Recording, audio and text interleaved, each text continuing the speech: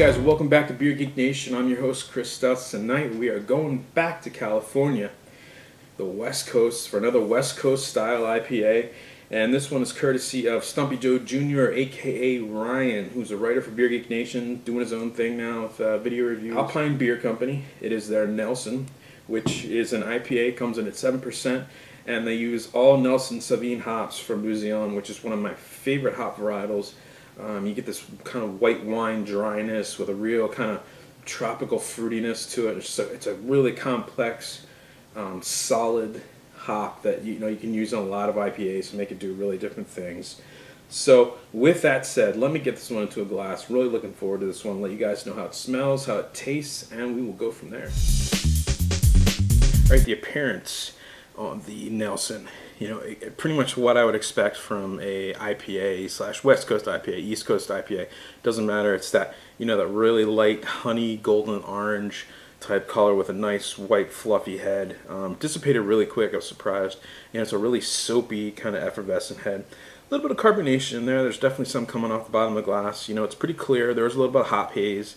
So it is a pretty hoppy beer. So you would expect that, but a very good-looking IPA, pretty middle of the road. Yeah, that's what I expected. It's a it smells like white wine, like a really dry white wine.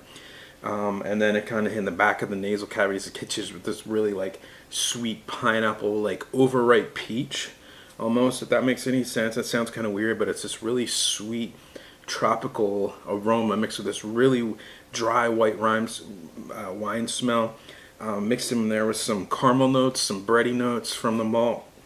It's a really good smelling beer, a really kind of West Coast IPA, but at the same time it's very different from what the West Coast usually does.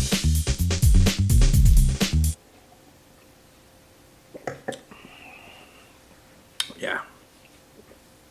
Lots of bitterness right up front, followed by a ton of like caramel notes from the malt. There's a big malt backbone in this one. I'm surprised. You definitely get that dryness from the hops mixes with the dryness of like a California ale yeast. I'm sure they use to ferment this one.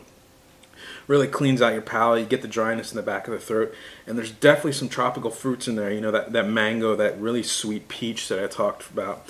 That's from that Nelson Sauvin hops, which is a really cool hop varietal.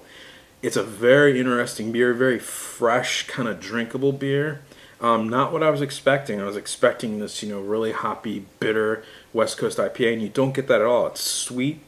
It is dry. There is some bitterness in there. There's a really good balance of malt and hop taste to it. It's just an excellent, very well balanced, drinkable IPA. I'm going to give this one an A.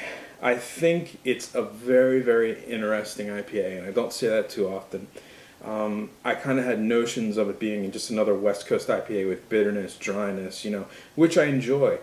Are those elements in there, but at the same time, it kind of takes it up a notch with those hops it uses. There's sweetness in there. There's some tropical notes in there. There's a really nice malt backbone, not overwhelming. You don't taste any of the alcohol when it does come in at 7%, so it is up there. Just a really well-balanced, just really fresh, palate-cleaning type of IPA, and it's a great beer. I'm giving it an A. So with that said, life is too short. Please drink amazing beers. And if you can't find them, go out of your way to get them. It'll make it worth it. Cheers.